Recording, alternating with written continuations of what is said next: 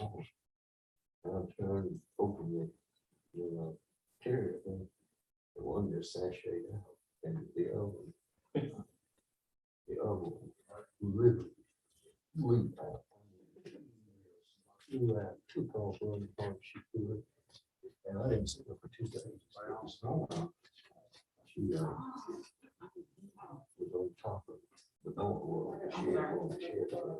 All right. Yes, that was so trauma for her. She To buy something nice. Oh, Thank you. Nuts. Yeah, something real nice.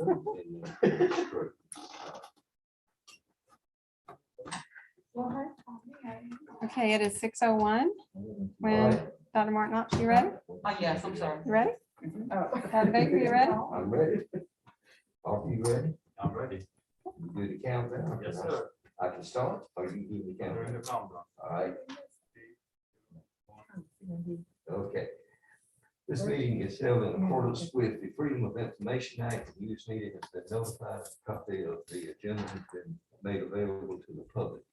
This meeting is open to the public, but with limited first come, first served seating due to COVID-19. All persons wishing to attend the meeting by virtual means may do so via YouTube, Sumter School District Board meeting, and Sumter School District's Facebook page. At this time, we have our meditative thought followed by our pledge of allegiance.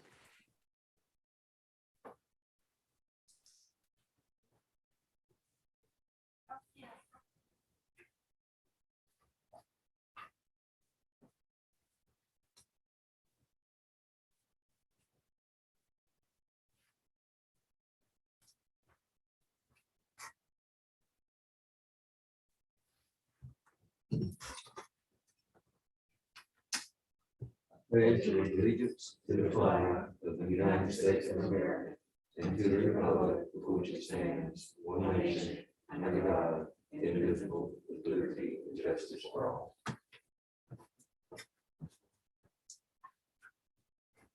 Mission of Sumter School District is to equip students to be responsible, can see in the last one, they're fogging up. Responsible, successful, and productive citizens in a global society. Our vision, Sumter School District develops and cultivates competitive students who embrace diversity, act responsibly, and contribute positively to society. Mission of this committee, the mission of the Transportation Study Ad-Hoc Committee is to ensure Sumter School District will provide transportation services that will allow opportunities for all children to arrive and depart school in a safe and efficient manner, while including the voice of all of our stakeholders.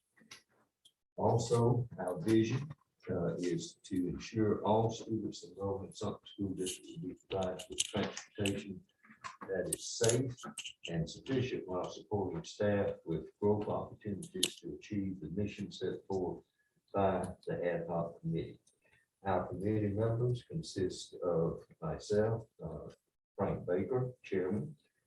Also on our committee is Mr. Brian Austin, board member, trustee, and Ms. Cheryl Ray, board member, trustee. And we also have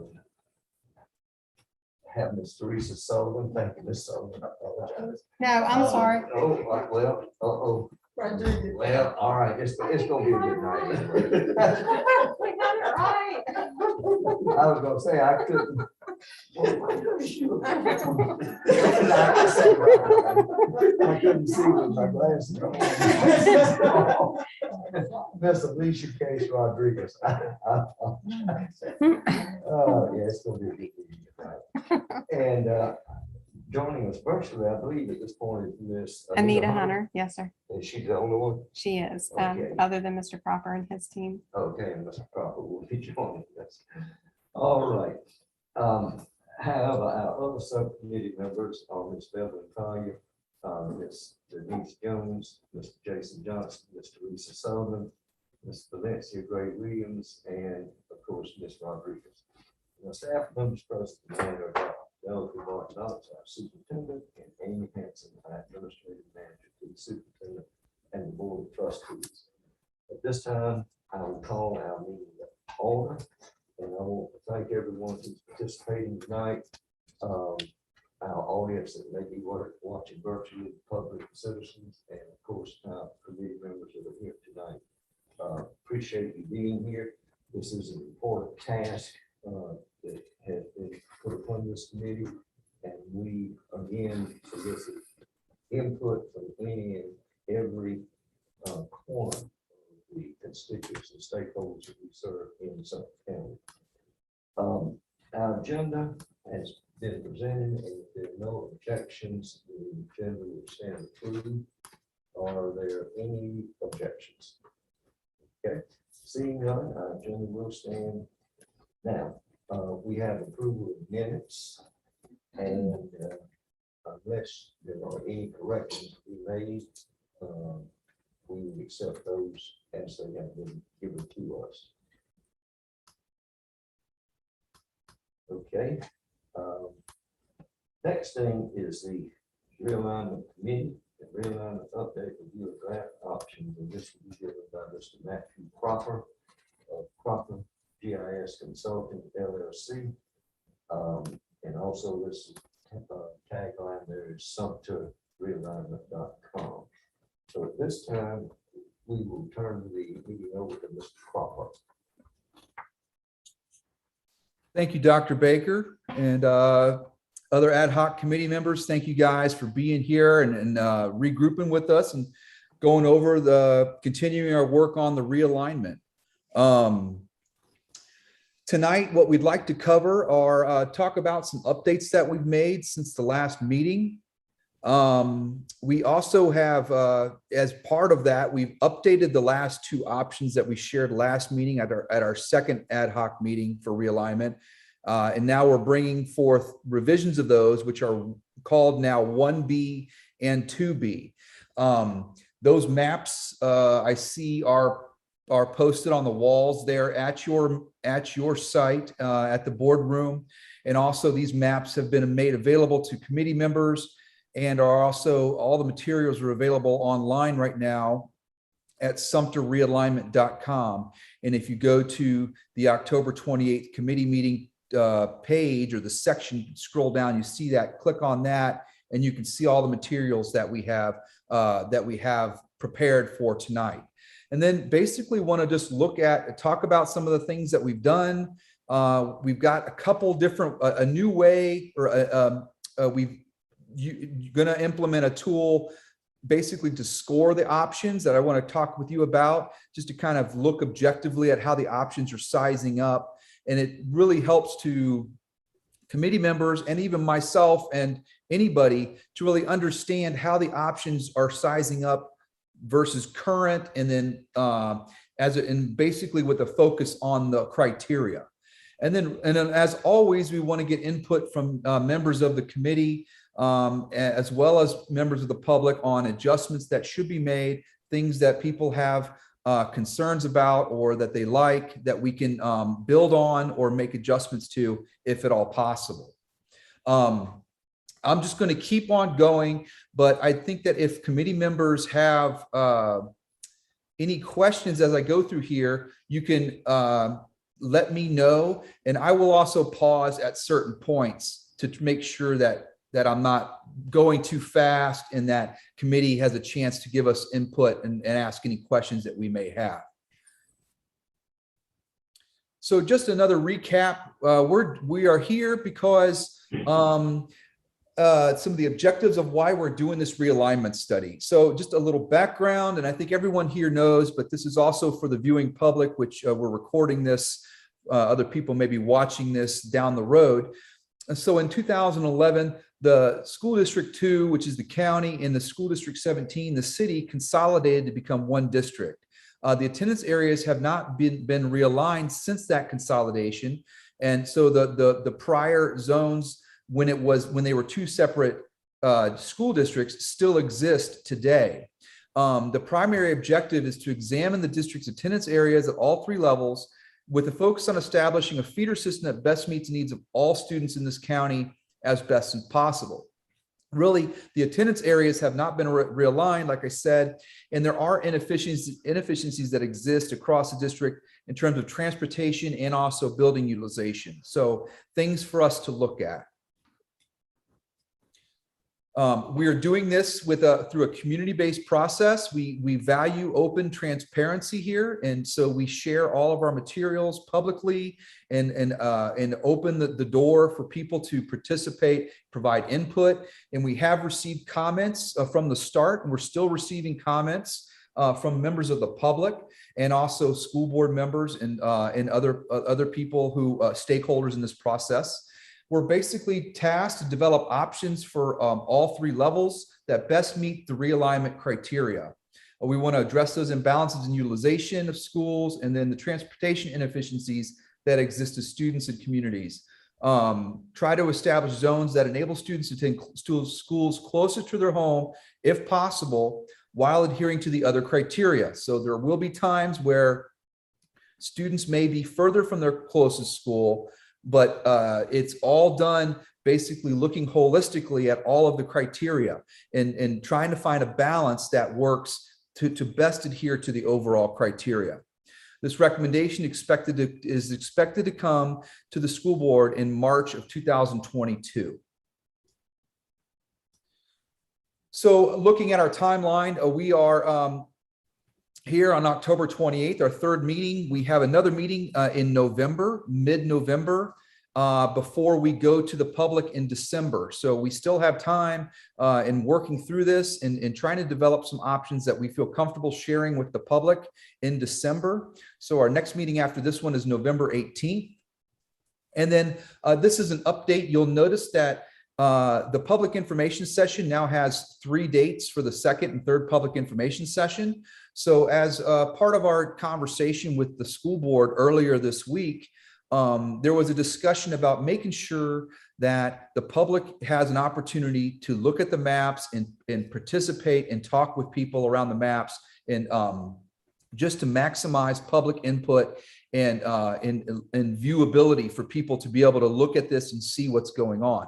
So in order to do that, previously we had a December 14th public information session that was scheduled to be virtual, but the school board has determined that instead of doing that, we're going to be in town. Our company will be in town on December 6th, 7th, and 8th, and we will be presenting at each of the 3 high schools on those 3 nights. And that will give the public an opportunity to come watch the presentation, and then we'll have maps up on the walls, kind of like what you have, or on easels, where people can look at the maps and talk with committee members around the maps.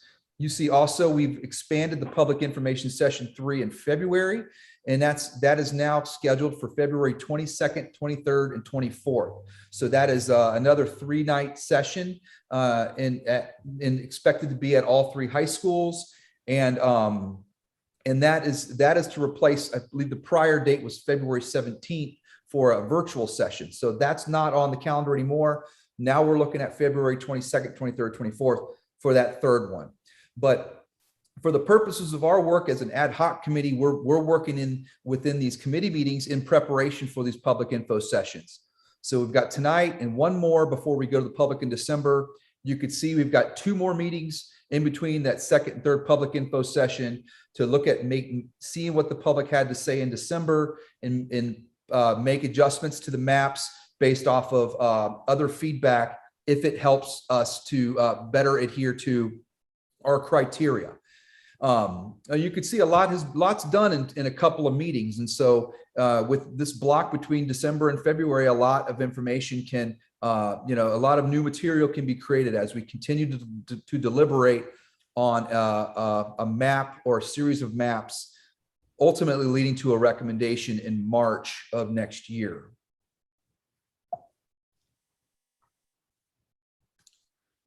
So some updates since our last meeting. We do have a summary of comments from the general public. We've posted those at sumterrealignment.com. I think there's maybe about 40 comments that have been posted on there. It started off a little bit slower, and as people started to hear, and as the school district has put out releases and press releases and used all of their methods to communicate with the public, such as social media and in phone calls and things like that, and emails. In addition to that, the Sumter item has been covering the story. So as more communication has been going out, more people are providing input. Like I said, we have about 40 comments so far. You can go onto the sumterrealignment.com and read these comments. Any comment that people post, we post them just as they are on the on this page. And so unless it's an inflammatory comment or something like that, something that's not relative to our work, we do post it on there. And there have been a couple of comments recently that that we have noted within the last week. They were comments that we haven't been able to really look at in detail. In terms of, people had referenced a couple subdivisions. So when we get in the maps, I may bring up the couple of comments where people asking where we may be splitting a subdivision or something like that, and see if you guys have any insight to it. And if you don't, we'll look further and be prepared to address some of that and any others as we get into the November meeting. But we have made modifications to the 2 maps that we shared with you last time.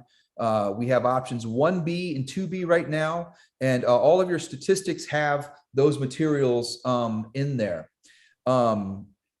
We also did update the handout just yesterday. I believe you guys all should have the handout that has some of the scoring table included in the handout packet and things like that. And so that would be that handout is the most recent one. It's also the most recent one on sumterrealignment.com. So we'll be talking about that tonight. And I have, we could show it on the screen and discuss some of our how the scores are working and methods for those. We also have our interactive map. croppermap.com/Sumter now has these new options on there. And then, like I said, some of the new data, we have calculated transportation distances, which is some really interesting information to see what the average transportation distance is for students within each zone, and then for current and for each option. So I'm excited to share that with you. It's really informative information. And you'll see that we are making good improvements to transportation, particularly at the high school level, where the zones are stretching furthest away from their schools. And so we'll get into that and talk with that. And then the option score chart is something I also want to share with you tonight.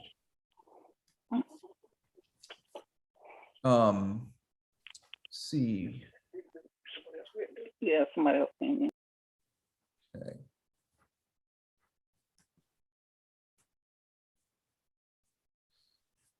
So these options, 1B and 2B, just a little bit of background on them. 1B was built from draft option. We started with draft option 1, and the elementary zones were not modified from the original option 1.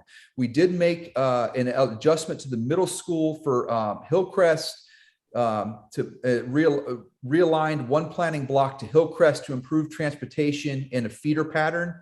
There was a small feeder pattern split, and that feeder pattern was that planning block was adjusted to help with transportation and also resolve a very small feeder pattern split that existed. I think it was like an 8% split, and we were able to make an adjustment to get rid of that. Option 2B had a little more work done to it. That option was based off of option 2. And as we discussed last time, seeing some of the results of option 2, the original option 2, we made some elementary changes, particularly in the city. And I had some concerns with particularly Kingsbury and Wilder. We had made some adjustments to really make them more boxy shaped zones for Kingsbury and Wilder, where currently Kingsbury or Wilder kind of stretches underneath Kingsbury. It's more elongated. The option 2 that we did previously got rid of that and made them more box shaped zones, but it did create a large further imbalance in the demographics, in particular for Wilder. It took the Black population of Wilder went up significantly in doing that. And it was something that deviated us further away from that component. And it was something that I was not particularly comfortable with seeing the result of that. So what we've done in 2B is we have adopted the same zone configuration for 1B for Kingsbury, Wilder, and Millwood to really focus on all three or all of our realignment criteria, and not to do detriment in a significant way to any particular criteria. We did make changes as well to Bates Middle School, Alice Drive, and Hillcrest to improve transportation and feeder patterns, trying to align the zones as close to the students, as close to schools as possible from their homes, and then also looking at the feeder pattern alignment, trying to clean some of that up. And then we realigned a planning block, a different planning block to Sumter High School for feeder pattern alignment. So really looking at feeder patterns, trying to clean up some really small splits that existed in the first round of maps, and then looking at transportation and continuing to review the options as a whole. So I think that these options are better than the first round that we had shared with you, but I still think that they could use improvement, and we'll still continue to review them. They are certainly still draft all the way through this process, and will be as we continue our work.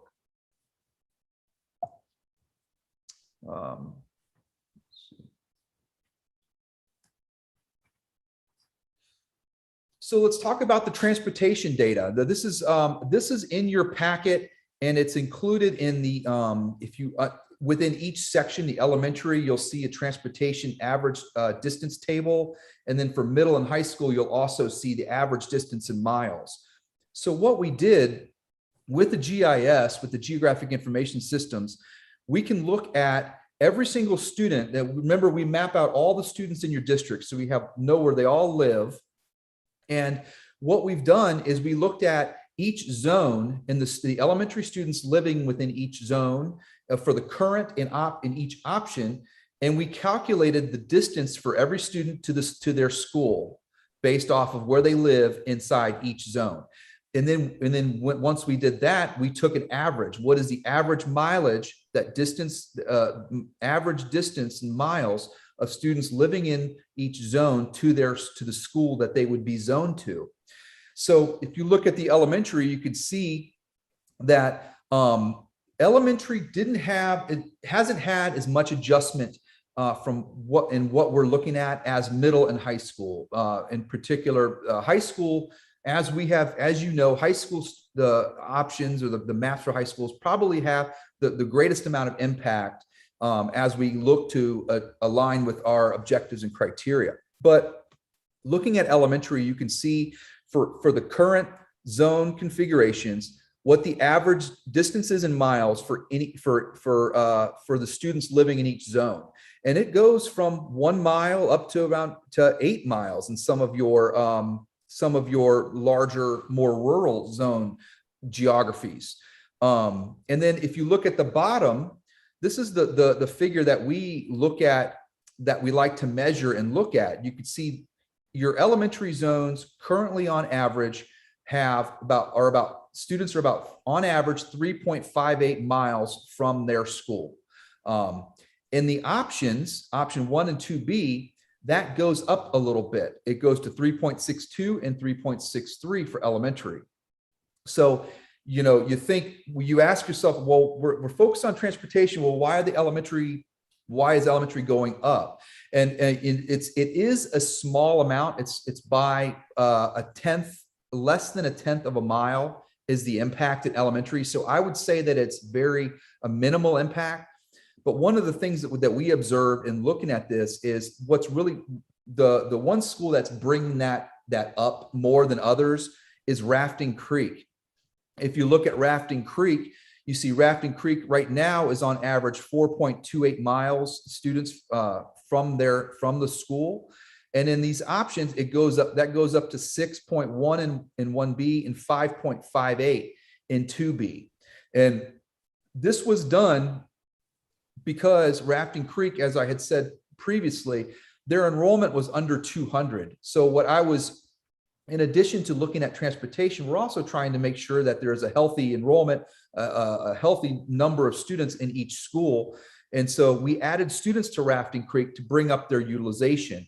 The result of that is it brings up their transportation distance by a mile. And in option 1B, it's almost 2 miles on average greater.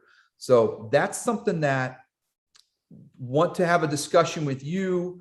If you think Rafting Creek, if rafting is it, the question I have for the committee is it better to have over 200 kids, a larger, to increase the enrollment at Rafting Creek so that they have a good, healthy enrollment that's comparable to other schools, but their students will be traveling further to get there? Or should we leave Rafting Creek at the enrollment that it currently is, and without having an impact on transportation? It's a rural zone, and students have to travel a good distance anywhere to get out there to get to school. But that's something that I have an observation that really, that Rafting Creek number is really what's bringing that average up, like as you see it. But again, it's only by tenths of a point, so tenths of a mile. So it's not substantially detrimental in terms of the overall average of students. So why don't we hold on discussion on that until we get to the maps, and I'll bring Rafting Creek back up, and we can talk about that when we get into the maps. But you look at the middle school averages, they are on average 4.53 miles to school. And then in these options, they drop to 4.4 and 4.45. And so the distance to school for middle schools does go down. Some schools it goes up, and in others it goes down. And again, middle school and high school, you're going to see more impact and more variation of these numbers, because we're trying to get you to a single county zone model, as opposed to a city model and the county model. And merging them together, you'll see some of this happen. But for schools like Ebenezer, you see it goes from 4.35 down to 3.36 in 1B, 3.94 in 2B. Furman goes down substantially. Furman is currently on average 7.38 miles to school, students to school on average, and we drop it down to 5.65. So almost 2 mile improvement in terms of the average distance to school. And some others go up, like Hillcrest goes up from 4.1 to 5.1, and then 6.2 in option 2B. So there's some give and take at the middle school level in order to in looking at this whole list, the county whole and city holistically, you'll see some impacts here. And Alice Drive is one that the former city, the city middle school, that one does go up from 1.89 to 2.97 in option 1B, and in 2B it's 1.94. So you'll see some schools go up a little bit, some go down, but overall the average miles driven, or the miles from students to the school, goes down in middle school. But high school is where you're going to see the biggest improvement in transportation distance. In particular, Crestwood is the one school that points that shoots right out of the table at me. And that Crestwood is currently on average students are 11.2 miles from the high school. And if you look at option 1B, that average is dropped down to 7.54. And then in 2B, it's 6.97. So almost a 3 mile or more average decrease in these options versus where they currently are. So that's going to give a good improvement in people being closer to their homes, and also you will see an improvement in transportation efficiency, and that equates to dollars. Lakewood is 7.7 miles on average right now, currently. And then these options drop it to 4.97 and 4.86.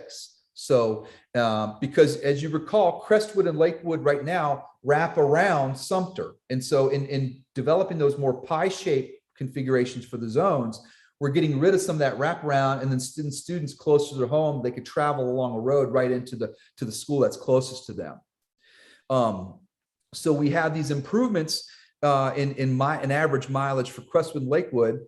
And Sumter is currently a compact zone in the city, and Sumter does go up. Sumter goes from 3.5 to 5.3 in 1B and 5.93 in 2B. And that's just the nature of looking at these three high schools as one county school district. This is the result of the work that we've done. So currently you've got a school that's 3.58 on average miles to their high school in the minimum, and you've got one that's 11.2 at the maximum. So that's a big difference in transportation distance between your two schools, from the lowest to the highest. And if you look at the options, we bring them all closer, the more equitable in terms of this distance travel to schools. And then if you look at the overall average of high schools, it goes from 7.5, on average, what you currently are, down to 5.95 miles and 5.92 miles. So you're getting, a mile and then some improvement in work. These are looking at all of your high school students. So there's no doubt to me that in making improvements to these transportation distances, you're going to see an improvement in efficiency of your transportation, less time on the bus for high schoolers, and ultimately less money spent on gas and things like that for school buses. Do you guys have any questions about this transportation, the distance data that I just covered? Anyone, any here present or those virtually have any questions to Mr. Crawford at this point on the average distance covered?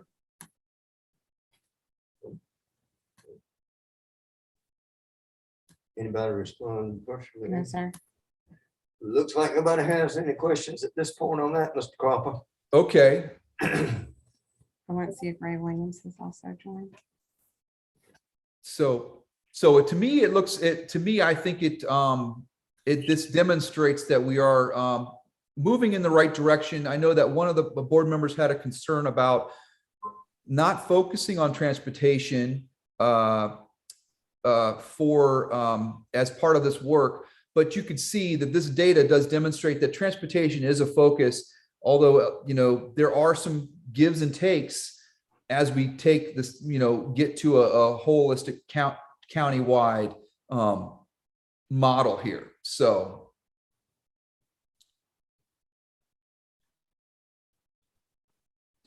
let's talk about the evaluation, the option scoring evaluation. So this is something that we've done in a few other districts. And as we start to develop these things, and as you start looking at these handouts, you're looking at, 20 to 30 pages of material. Sometimes it can get overwhelming. We as people who do this every single day take for granted that it's not super easy to look at all of these statistics and start to relate them together.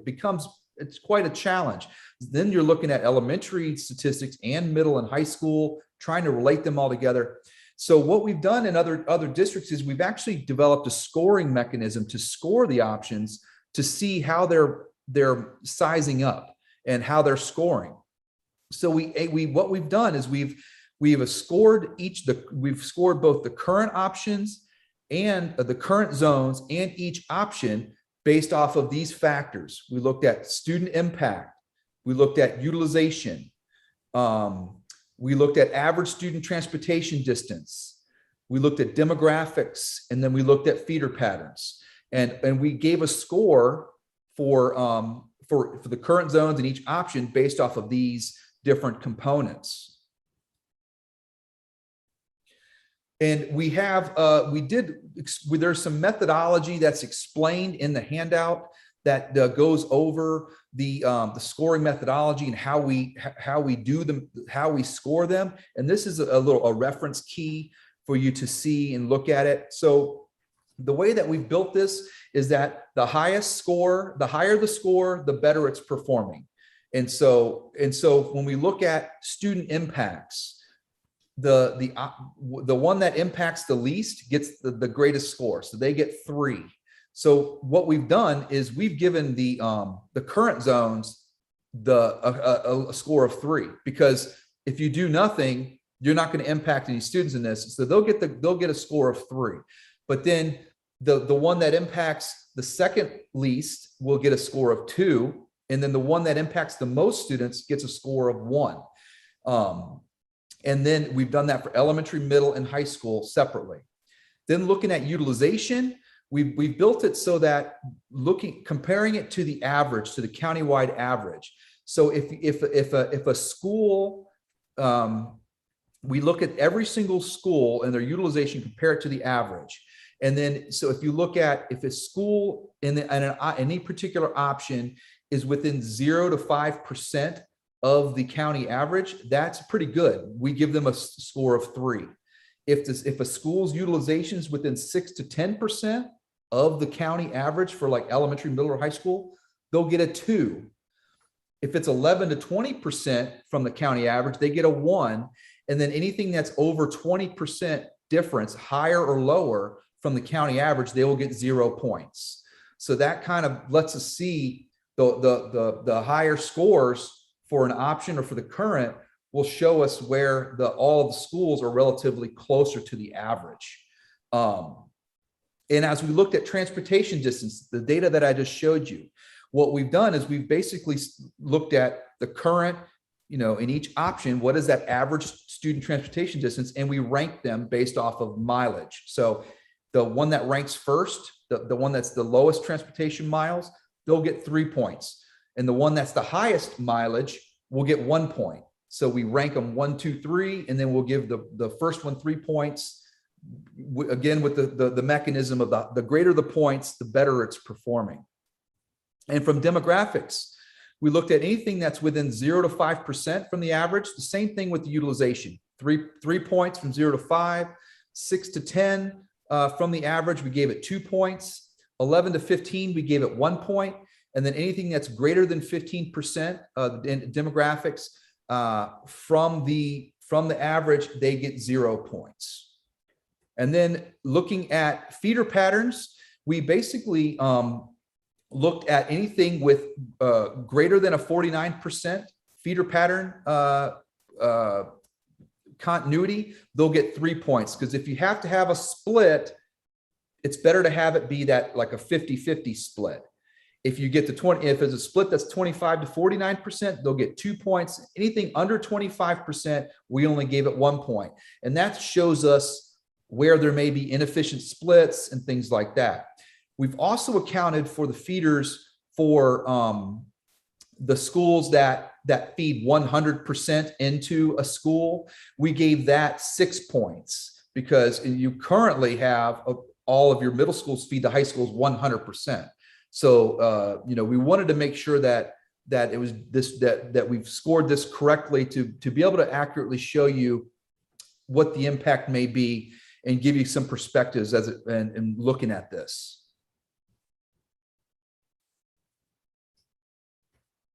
So here are the scores, and this is really intriguing data for me to look at and seeing it, because this takes all of these statistics, all of the hundreds and hundreds of data points that are in the handout, and puts it into a summary form for us to look at.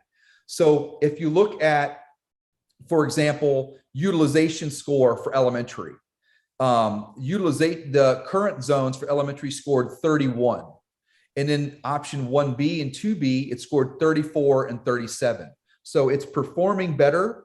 And it is And you could see, as it shows, that the higher scores reflect where utilization are closer to the average overall.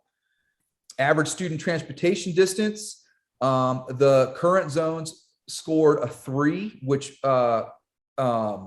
for elementary, and then which is the highest score. And then for 1B, they got a 2, and then 2B, it got a 1. So currently, elementary average student transportation distance is best for your current zones.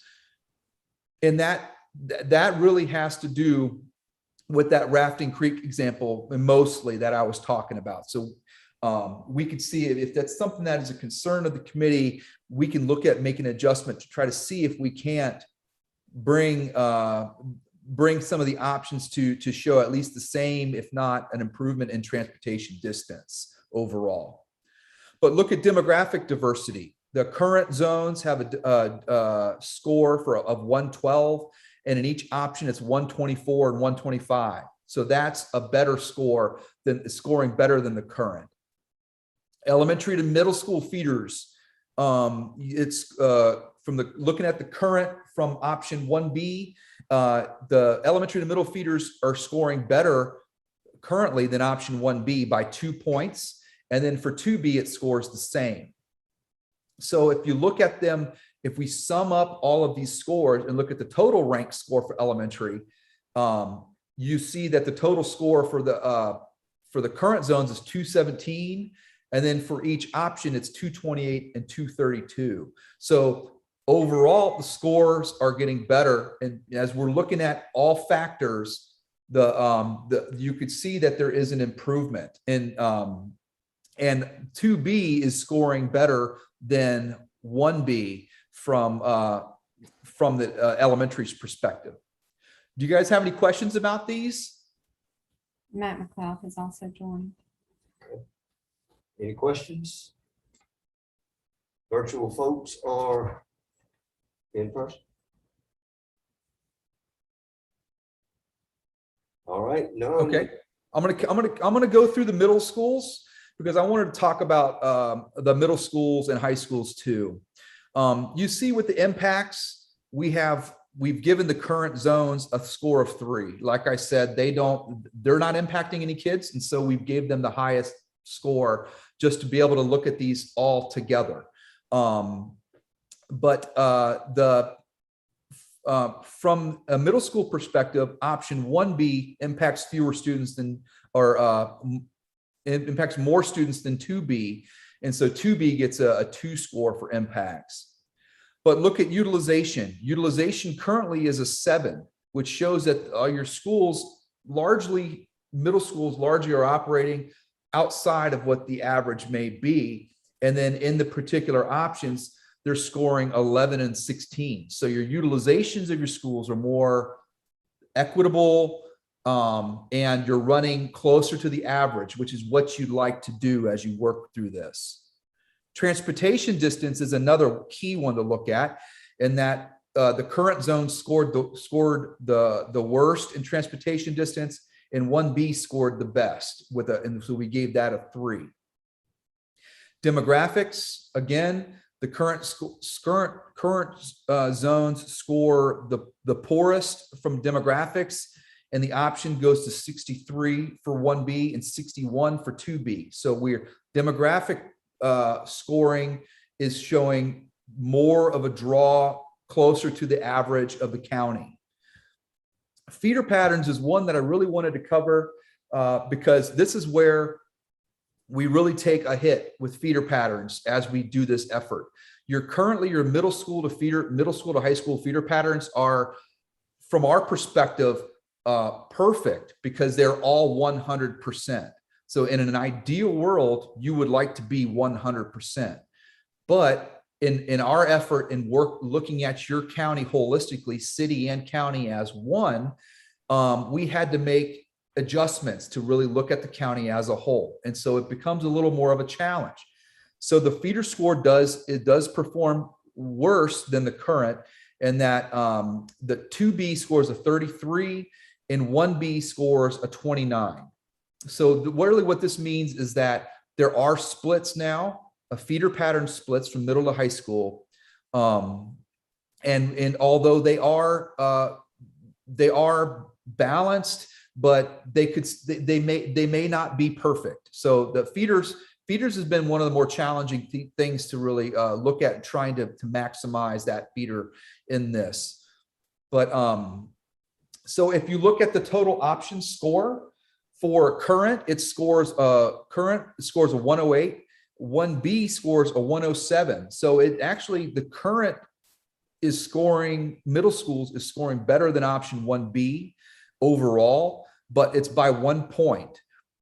And then option 2B, it does score better at 114. So I like to look at each individual score when I look at these and I say, okay, man, this score gets better or it gets worse. And I go back to the other tables and look at them. Okay, why is that? What is there that we could look at that may really bring these scores up to try to make things better in all categories, if at all possible? I don't think we're going to be able to get there for feeders. And I think that the feeder pattern score, the difference between the current and these options is really why you see that the current scoring better, because it scored so well for the feeder pattern component, which is very hard, if not impossible, for us to achieve 100%. And then looking at high school, the option 1 impacts fewer students, 1B, than option 2. So it gets a higher score of utilization improves for both options in terms of the current, when comparing to the current. The transportation distance, like I talked about in the prior slide, definitely gets better in both options. And so it does score better. And then the demographic diversity of the high schools, the current high school is 33, and then in option 1B, it's 28, and 2B, it's 31. And so the demographic diversity is scoring better for the current high schools, although it's a couple of points here, and the total score for the high schools is 41. It's a 40. The option 2B gets a 41 as well, and then option 1B gets a 39. So it's performing just slightly, a couple of points below the current high school zone configuration in terms of their total score. And then if you look at all of these together, looking at elementary, middle, and high school, you can see, as you guys have to do, you can see that the total score for the current is 366. 1B goes up to 374, and 2B goes up to 387. So, the option 2B is currently ranking, scoring better overall than 1B in all three levels. And as we continue to modify maps and look at these, we will continue to update these scores and keep evaluating them this way. You guys have any thoughts on the scoring or any questions about the scores or observations or anything?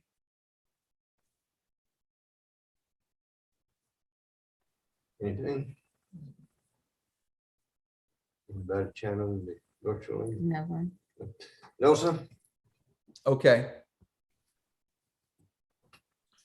So I find this very helpful, and I think it will be helpful as well for members of the public as well as all stakeholders in this process.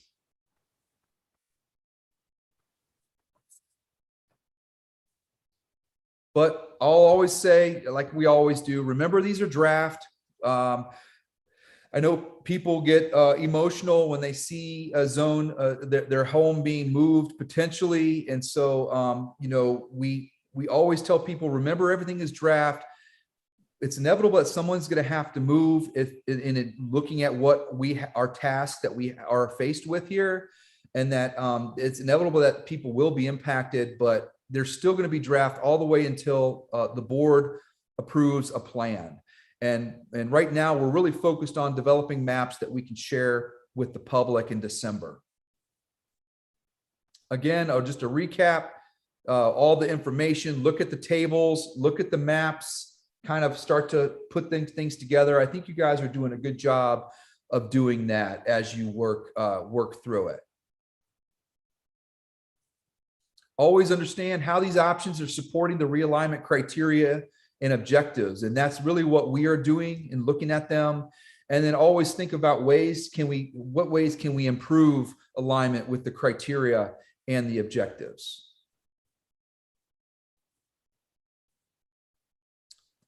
So another review, a recap on how the options are calculated.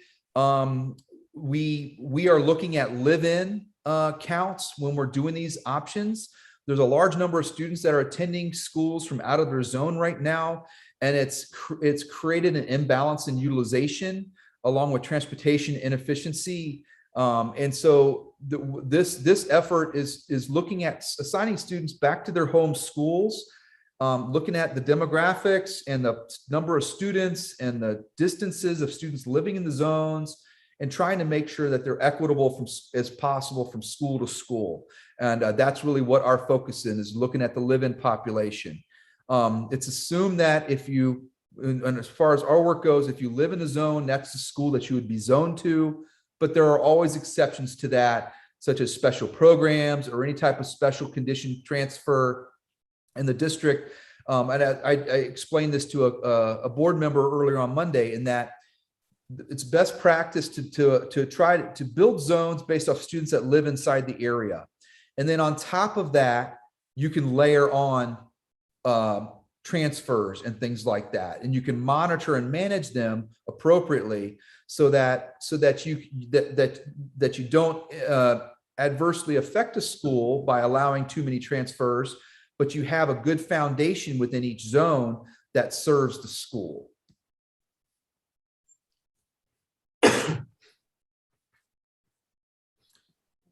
These are just these are the statistics that really the scores are based on that I went over. And you could see that, the average here in elementary is 52%.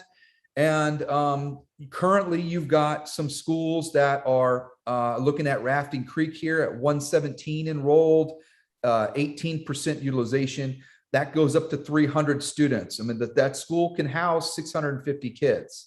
And so that school in these options brings it up to over 300 students. And then you've got other schools on the high side currently that are in the 70s, such as Millwood at 73%. We bring that back down to 58%, 500 students, where currently it's almost 700. So really looking at the number of students in each building, as well as the percent utilization of each school, and focusing on making sure they're equitable in terms of both the number of students in each building, as well as the utilization of the building. What's the percent full of the building? So so you could see the options do bring them into more of a balance.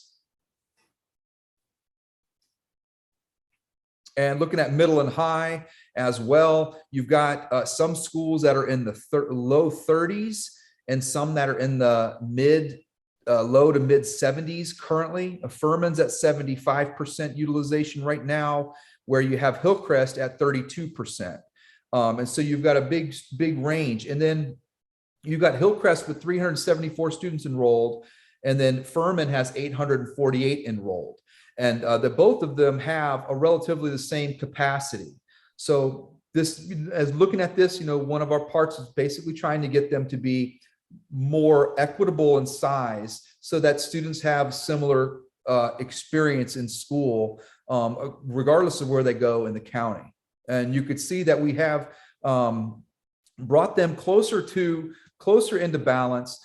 Option 1B does have Chestnut Oaks at 71, and that's something that I believe is a little bit is a little high. It puts them at 800. That's a little bit out of balance. But option 2B does have all the schools a little bit better balanced at middle school. And then looking at your high schools, Sumter had twice as many students as the other two high schools. It does have a larger capacity, but it's also operating at about 84% utilization currently. And the other two high schools, Crestwood and Lakewood, are operating at 60% of their capacity, 60 and 62. So in this particular, the options, you see that all the schools would be under 2,000 students. And we bring some, and some of them they go up and some of them they stay, close to their current utilization, really trying to get schools closer to that 71% overall was really what we're trying to achieve here as we work through these options. Demographics of the schools, you could see with previously in one that was in option 2 previously in Wilder, the Black percentage went up to 85% for the original option 2.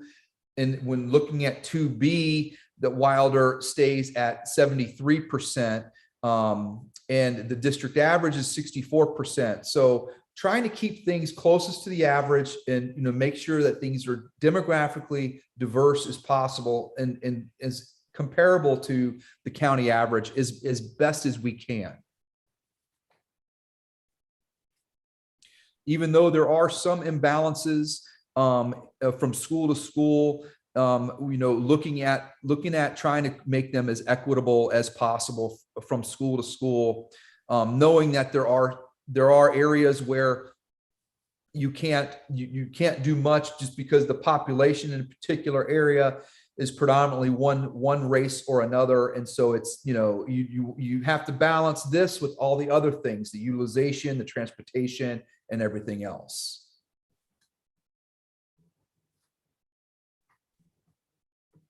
Looking at your middle and high schools, again, trying to draw as close to the county average while also focusing on the other factors of transportation and utilization and things like that. But I feel like the options are performing fairly well as it relates to the county averages and working through this.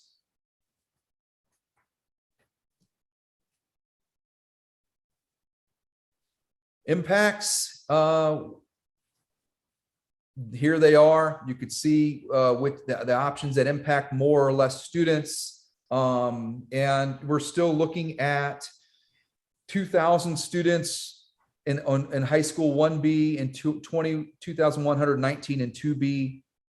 And that's not a surprise to me because of what has to be done to resolve the transportation, the issues of the former county zones wrapping around the city, making them more of a pie-shaped configuration is moving a lot of students, and it's going to be a change for this county.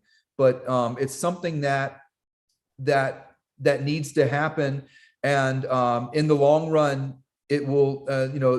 You'll see the communities will start to adapt to the change and become acclimated to their school and really become passionate about their schools, as passionate as they are right now about their current schools.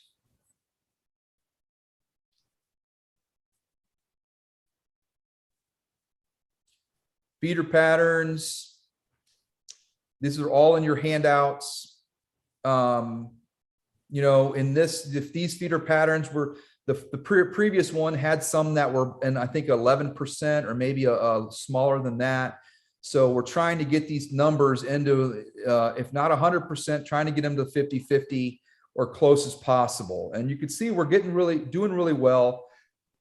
Cherryvale has a little bit of an imbalance in 1B with 78% to Alice Drive and 22% to Hillcrest. But that's not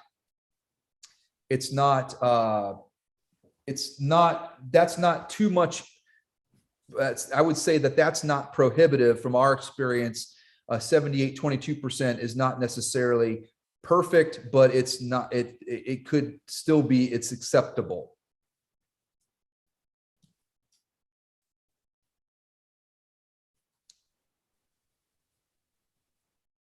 And then looking at elementary 2B, you can see we have a little bit of 8119 for Alice Drive. That's, you start getting below 15 is where I really, I think that we start to look, or even lower than that, you really start to address them, or at least identify, like look and see if there's any way that we can make it better. And so there is somewhat of an imbalance with Alice Drive, and then about 19-20% would go to Ebenezer in option 2B. And then Willow Drive would feed 16% into Ebenezer, and 84% of it would go to Alice Drive in option 2B. So, that's an imbalance that I don't necessarily like. It's I would like it to be better of a balance, and that's something that we'll continue to look at to see if there's any way that we can get that closer to a closer balance of with the feeder patterns.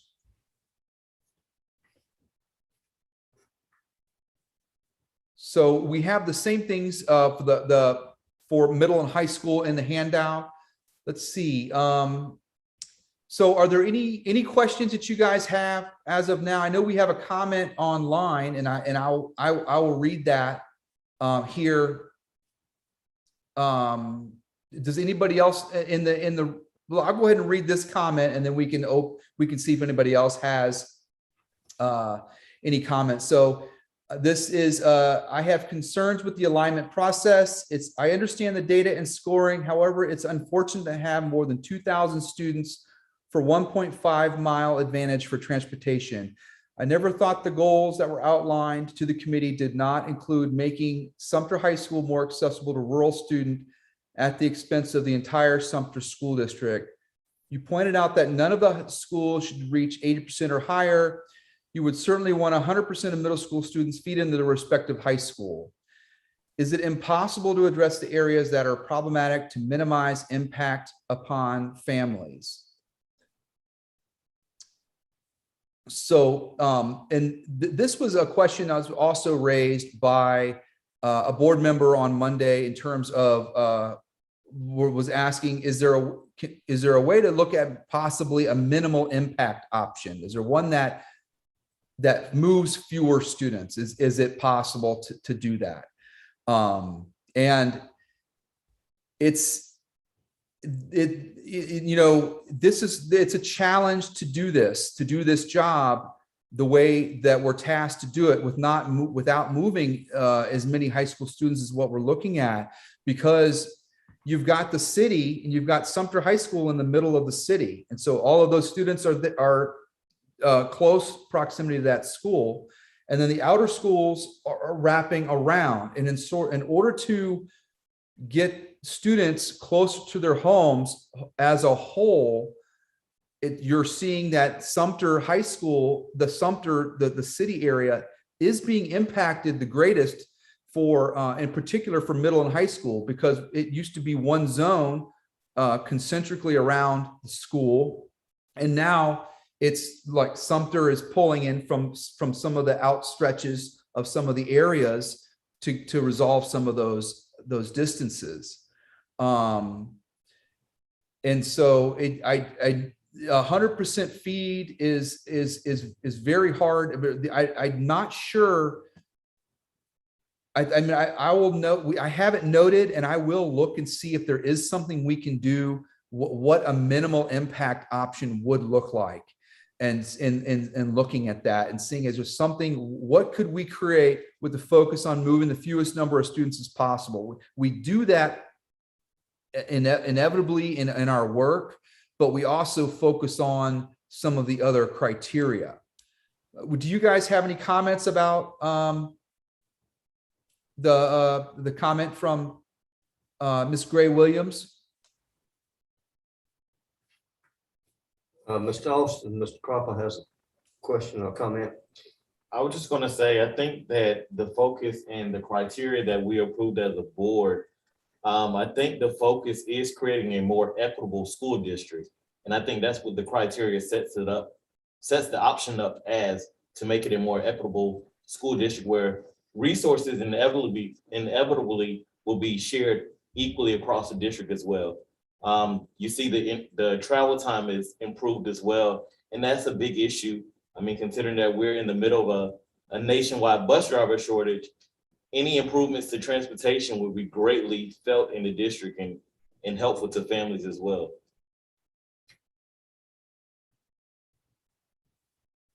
That's why we just, right?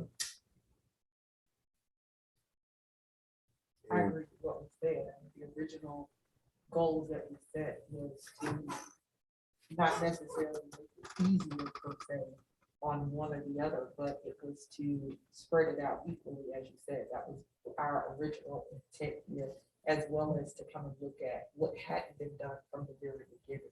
So, and, you know, this is gonna be hard, but we have to do this to make it a county school district. We can't keep it a city and county. That's, it's been 10 years now that we've been one district. And it is gonna take some moving, and it will impact all those students, but I agree that, you know, as we make these moves, people will get accustomed to their new schools and have the allegiance there that they have now. And I think it'll end up being much better for the school district.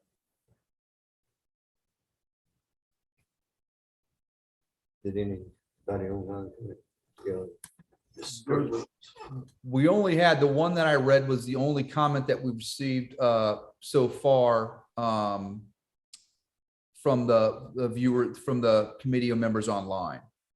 Or would any members of any other members that are online want to provide any other comments? Please do, please, if you have any feedback or want to type anything in, you can either chat or you can turn on your microphone and communicate vocally if you'd prefer.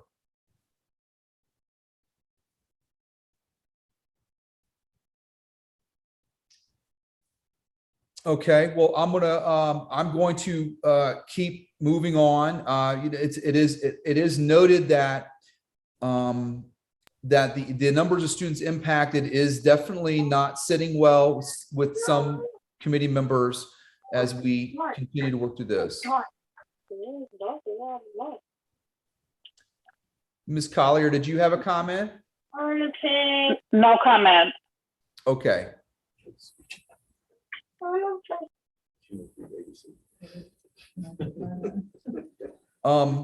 So let's take a look at these zones. So we have 1B and let's see, get my bearings here. Okay. So we have option 1B here. We do resolve the satellite zones that you had previously with Alice Drive and Kingsbury. So those have been resolved. There is, balanced utilization. Like I said, this impacts the fewest number of students. This is the one though that you could see the Rafting Creek zone. And this is what I was talking about, where Rafting Creek, the black outline is the current Rafting Creek line. And this line stretches into the Oakland, Shaw Heights, High Hills area in order to bring up that population at Rafting Creek. 118 students enrollment of a school is very low. And this would bring it up to about 300. And so that was really our drive in looking at that. And but if you guys think we should model a zone that maintains Rafting Creek as it is, or to not have an impact on their transportation, we certainly could look at one. Do you guys have any opinions on Rafting Creek in particular? Thoughts on it?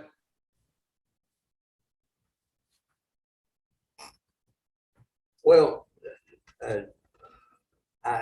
I'm not surprised at that, Mr. Cropper, the way it's outlined. So I'm not surprised at all by the scoring in Rafting Creek having that impact. I think this is one thing that this committee will have to carry back to our board, and we'll have to make a decision. Do we want to maintain as is and leave that enrollment low? Or do we want to come and pull that enrollment up? And that in turn impacts those students. And that's just my feeling, but let me yield to the committee members and those who are watching virtually. Mr. Austin? With the Rafting Creek piece, I think just geographically where it sits in the county, you're going to see that increase in travel time with any shifts to their attendance lines. And I think with both of the options, it only increases it maybe a mile or two at the most for students, but just geographically where that school is located at in the northwestern portion of the county, you're going to see that with any shifts in those lines. Yeah, we tried to keep it within no further than down than where we did it. Then we extended it to try to looking at the major roads as communities and buses and things like that would travel along some of the major roads that feed off of that arterial highway that is there. And so we were trying to keep transportation in mind in looking at this, although, you know, the numbers do show that we're overall on average, Rafting Creek is going to be further, but they do get 300, they would have a 300 student enrollment.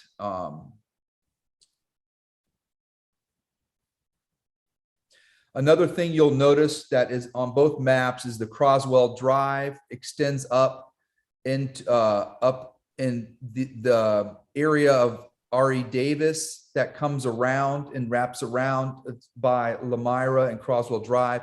That's feeding into Croswell Drive here. And that was, you know, you could see the way the roads travel into the city. And so those communities have a more efficient route to get into the city, into Croswell, as opposed to going over to R.E. Davis. And that was focusing on transportation distance here as well as the other factors that we have. And then you'll see also, we've done some things taking the bottom section off of Cherryvale and sent them in to Kingsbury and Wilder as well. In this map, and just so trying to keep looking at the elementary adjustments were you know, transportation focused mostly, and then with the utilization component for Rafting Creek.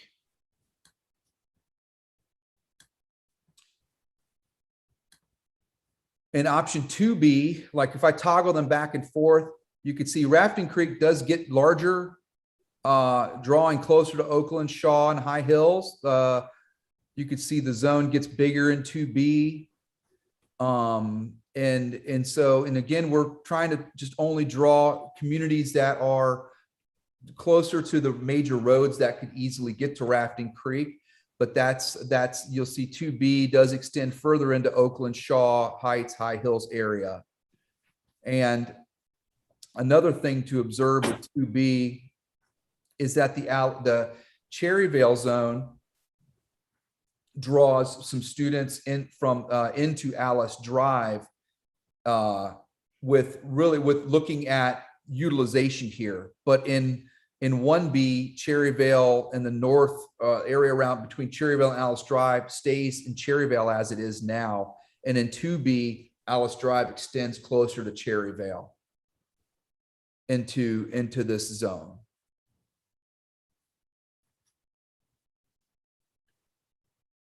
And then let's take a look at middle schools. In 1B, you could see this northern part is Ebenezer currently, and this is fed into Hillcrest here. And then Ebenezer doesn't really pick up more. It just stays. Ebenezer doesn't gain any, but they send some to Hillcrest.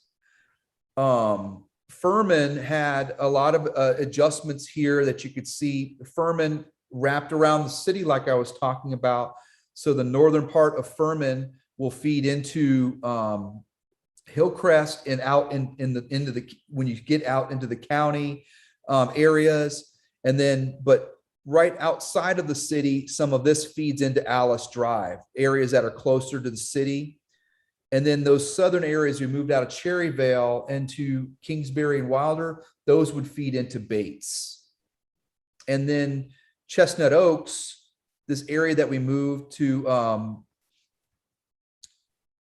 Croswell Drive, feeds into Chestnut Oaks for feeder pattern alignment, and also proximity in distance.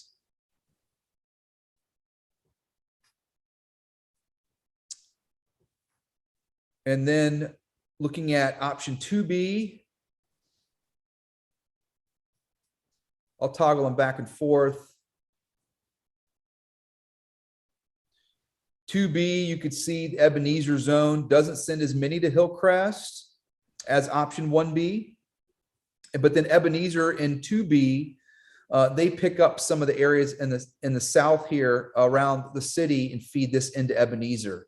So there's bits and pieces of this that we can take as we look at this. If there's certain components of a school zone that you like or don't like, if you like the way option 1B looks better than the way option 2B looks in a particular school, we can start modeling those and start building hybrid models and things like that as well.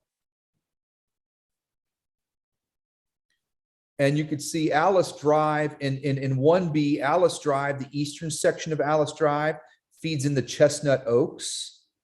And in 2B, Alice Drive keeps that area on the east within Alice Drive, but then an area to the north would feed into Ebenezer.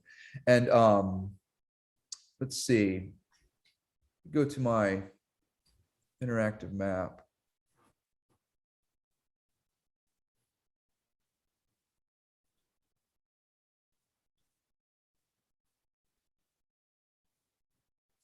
There were some concerns I heard from members of the public in between this meeting and the last meeting about not being able to see the streets on the maps and things like that. And I had communicated, the press had asked me about it because they had heard about it. And so I communicated with them about the different ways to look at and access the maps.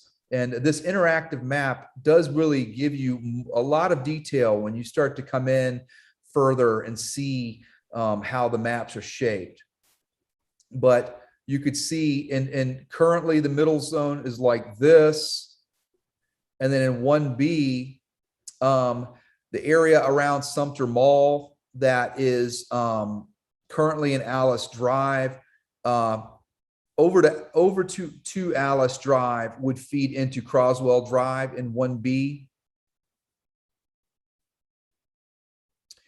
And then in 2B, that area around Sumter Mall on the east side of Broad Street over to, I believe there's a creek that runs in this area. Sumter Mall area would go to Hillcrest, but then the Alice Drive Middle School maintains the other communities that are further east over closer to Croswell Drive Elementary School. Mr. Cropper, may I ask you a question? Yes. In regard to the concern about the clarity of the readability of the maps. One of the suggestions or questions that came up when we had our Citizens Advisory Committee meeting was there a way that we could have a setup where the parent could say, okay, I live in whatever street, click on, and that would tell, okay, if I live at 1065 Broad Street, my child would go to elementary school A, middle school B, high school C, where that we would be able to just see what our address was and have it where we clicked on that and it would tell us, is there any way, a system or any program that you could do something like that? Because that question came up or suggestion came up at our Citizens Advisory Committee meeting. Yes. So we have a lookup utility here that shows you there is an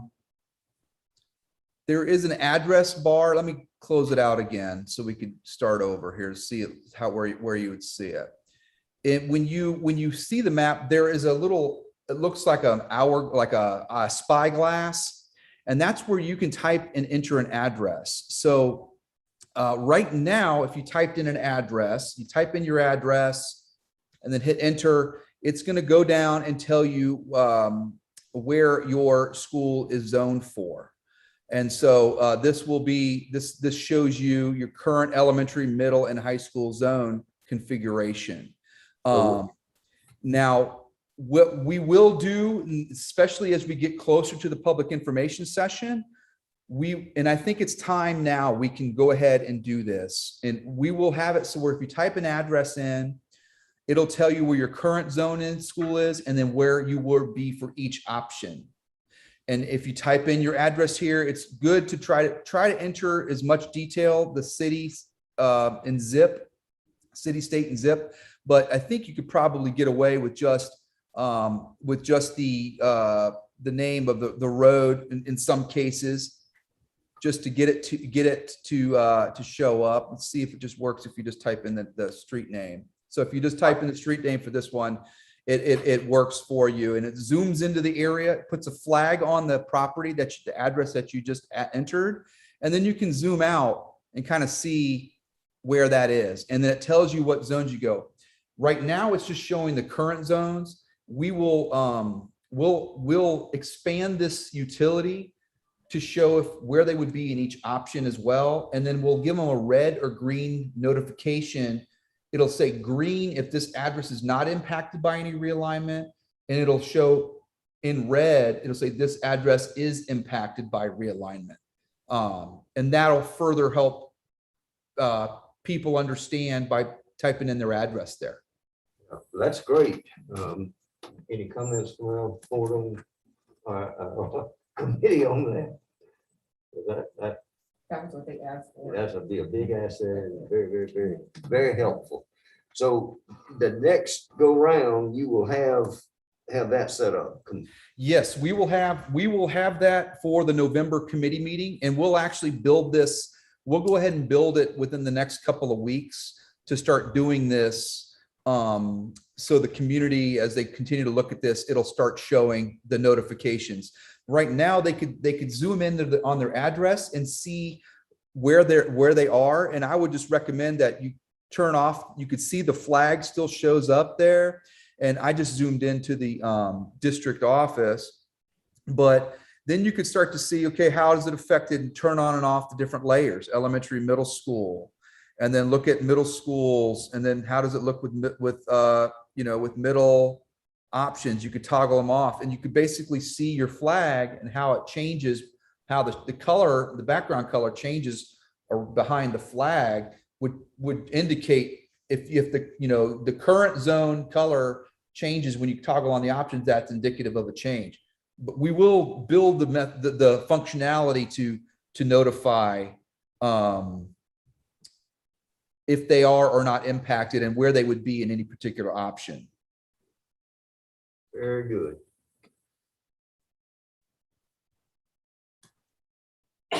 Okay.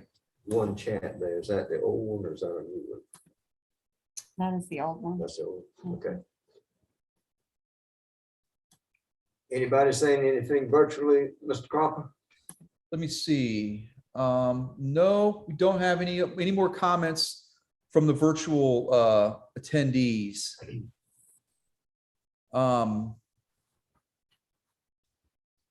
And all these resources are available as you guys continue to study this. Just please take notes. Let us know what you think as you continue to work through these and look at them. Any feedback you get from constituents or any of your neighbors or anybody else, please encourage them to go to the feedback form and continue to provide input to us on these maps as we're continuing to study them. And here are the 1B high schools, and you could see it. We're really looking from the center of the city zone that's configured around the center of the city is no more in these options, and we're basically looking holistically here. So Sumter is drawing from different areas in the county, where currently it draws from only the city, but do everything, keeping all the other criteria in mind. We're trying to make these schools equitable as possible, and trying to give children an equal opportunity, it's an equal type of environment in any building, regardless of where they are in the county, as it relates to the numbers of students and the demographics and the distance to schools and things like that, so that every school is as attractive as the next one. And 2B, just really, you'll see alignments with 2B and 1B that just change some shapes that to align with feeder patterns, and just, looking at all the other factors.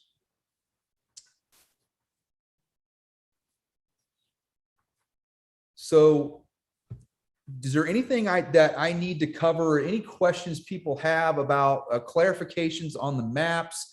I know you have a lot of resources and things to look at. Any other input or anything that you think that we need to bring back to you, other than what I've noted for the next committee meeting in November?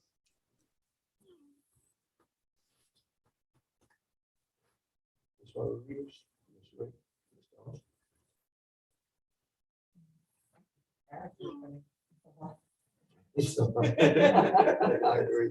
What about our virtual folks? Any comments from them?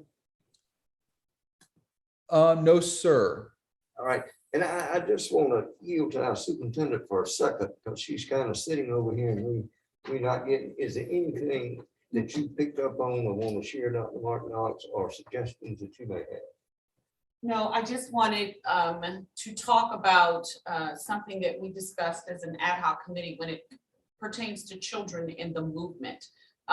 If Mr. Cropper can go back and discuss what we have put into place to make this as less disruptive as possible when it comes to when the lines are identified, how we plan to ensure that our students will experience the least disruptive moves or transitions. Yes, there is one thing that the board has determined or has approved is a part of our criteria is to allow students who are coming into their final year of high school or middle school or elementary, if they're coming into that final year, they have the option to remain at their school. So it's very common for districts to do this to further reduce the immediate impact on students and families, particularly the ones that are at their schools right now, in particular those that are coming into just finishing off their years in elementary, middle, or high school. Those children have the option to stay at the school that they're at. They will not be rezoned or realigned, but they do have to provide their own transportation if they do choose to remain at their school for that final year. So if you're a high schooler, you're coming into your senior year, you can stay at your same high school. Excuse me. And the same thing for coming into the 8th grade, you can stay in your middle school or your K-8 building for that final year to just further reduce the impact. And then the district will, once a plan is approved, we will work with the district to make sure that they have all accurate data and information to inform communities and parents of them being impacted. And it's always very common for districts to do things when you go through an effort like this that does move as many students as we're moving. The district always does things to educate families about their new environment and invite families to the new schools to really see the community and see the school and to get comfortable with the new environment, so that they are as comfortable as possible as in making this transition. Did I cover that? Did I miss anything, Dr. Martin Knox? No, sir, that's exactly what I wanted you to share with him. Thank you. And thank you, Dr. Baker. Mr. Austin, I actually have a question for Dr. Martin. okay. There has been a lot of conversation around the attend in but live out of zone. The number of students that attend the school but don't live in that zone. And a lot of conversation has been that is open enrollment. Do you have a figure on how many kids are actually a part of open enrollment as of now? I can get that number for you. I do not have the specific number for open enrollment, but I can get that number. And will that number be for this current school year? Yes, sir. Yeah, that's what we, yes, that's what we're looking for. Okay.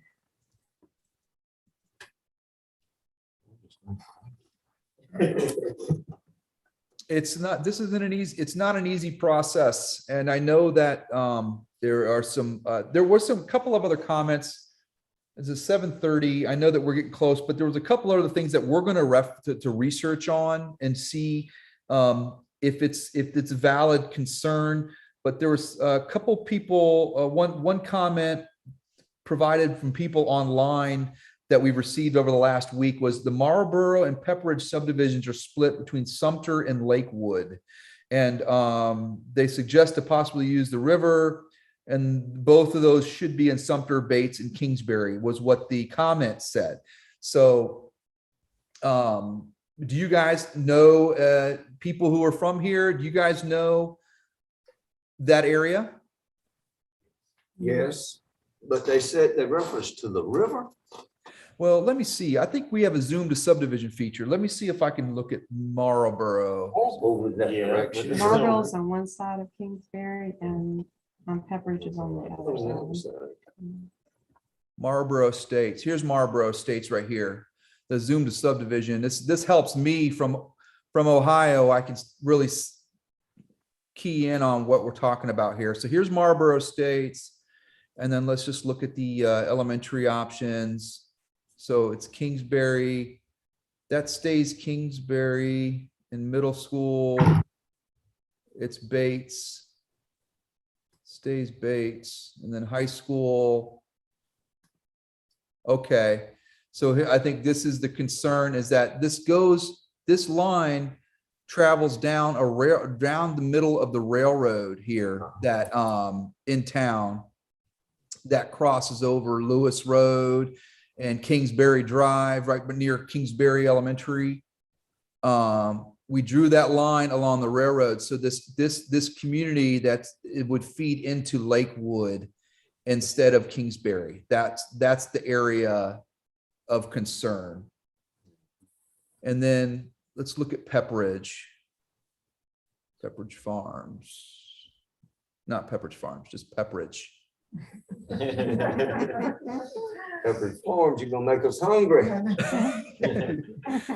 So Pepperidge Acres is here, and it's just adjacent to Marlboro Estates. It's the community just south of Kingsbury, and that's the same area that they had referenced. And I think that this creek down here is the Kane Savannah Creek.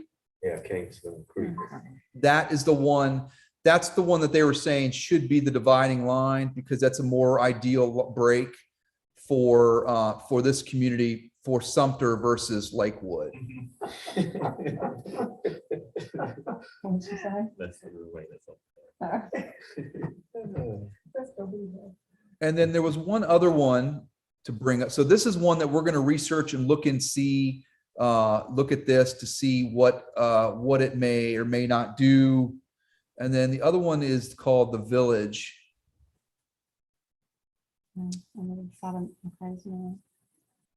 Here's the Village. And I'll turn off the name and zoom out. It highlights in yellow, which helps just kind of see it when you come out. So here's the Village. The Village is across the street from Sumter. And then this is one where they said that should move to Millwood because it's so close to Millwood. That's what they're saying. You could see, it's close to Kingsbury too, but it is closer to Millwood. And currently it's zoned to Kingsbury. You see the Kingsbury zone sort of stretches east-west. Moving this to Millwood would cut the western area off, and you would end up with a satellite area for Kingsbury. And that's probably the issue. The challenge with that is that it stays, the middle and high school is not impacted. That's really an elementary concern that was addressed. So, but that one's a tough one, because if you cut, well, there are ways to do it. Like, we could actually zone the Sumter property into Kingsbury and have that feed into Millwood for proximity. But something to look at and see. It's what it would do to some of our other criteria that we're looking at, because the other communities to the west of Millwood would have similar. The Kingsbury, Wilder, and Millwood zones were ones where we saw the biggest transportation concerns from members of the public. If you look at the online comments, and they have concerns because there are schools closest to them. And looking at this and learning more about Sumter, I understand why the zones are shaped like this, and because you have varying differences in demographics of communities in Sumter. And so in making a zone like we did for the original option 2, and making a zone everyone closest to their home in the city, you end up creating greater imbalances in demographics. And so you have to kind of weigh all these factors. And after looking at this, I understand why Wilder is shaped like it is, and why Kingsbury is shaped like it is.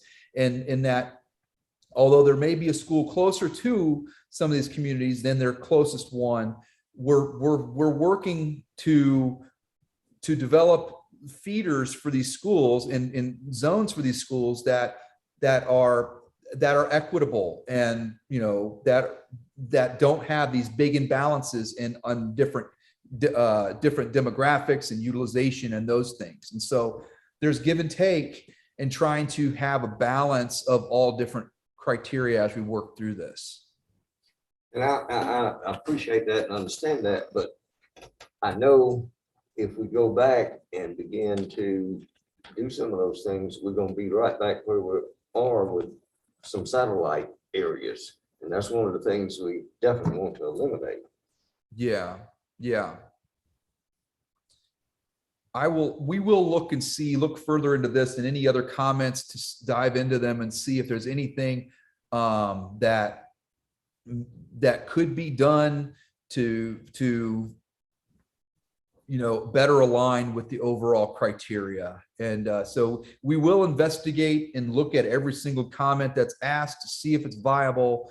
And if there is anything that we feel there would be, then we will bring it to you as a variation of an option. Very good. All right. Comments? Nothing online. Nothing online? All right. Dr. Mark Knox. No, sir, thank you. Now, that's all I have, guys. If there's nothing else, our next meeting is November 18th. We'll keep working to sharpen the pencil and see what we can do. And in the meantime, if there are other comments from any stakeholders, we'll have our ears to the rails to hear what's going on, and keep watching comments as we continue this important work. All right, Mr. Croft, before you get away, let me talk with the committee, and you hang right there. Okay. Based on what Mr. Croft has shared, we are going to have to come back to the board about the Rafton Creek issue. Is that a consensus, or we agree to that? Now, we will bring this up with the entire board when we meet, November 7th, 8th? November 8th. November 8th. Now, is there anything jumping out other than the Rafton Creek making the decision if we're gonna keep it small or we're gonna go with this. It's you're seeing, Mr. Cropper, is there anything that you need to call our attention back to? Nothing that comes off the top of my head, but James and I will take a look at all of our notes, and I will make sure that I send Amy any of our points of for consideration that need to be discussed with the board, that we feel needs to be discussed with the greater board. And we'll make sure we give that to you in plenty of time before that next meeting. All right, that sounds good. Any comments to Mr. Cropper from anyone? All right, again, thank you, Mr. Cropper. Thank you, sir. It amazes me the data you have collected and put together. It's just amazing.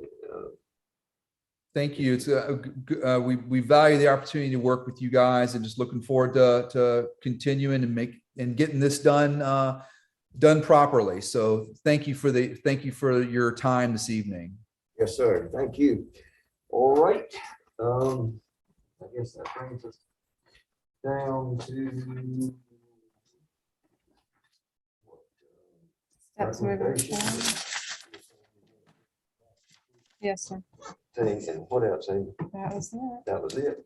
We carried that to the board. And then I guess that